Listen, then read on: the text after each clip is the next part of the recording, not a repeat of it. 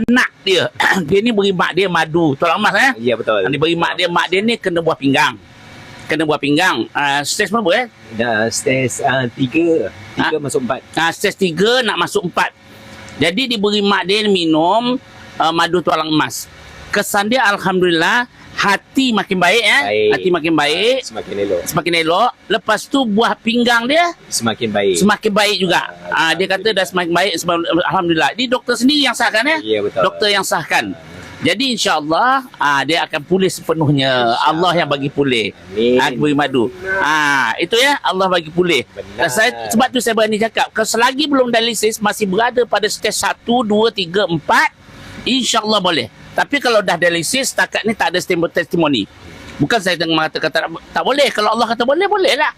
Tapi testimoni tak ada setakat ni. Tapi kalau setakat stage 1, 2, 3, 4, insya-Allah. Terima kasih. Sama-sama. Encik Adnan ataupun Pak Ngah, dia selalu masuk dalam komen saya. Jumpa ini. Salam dulu.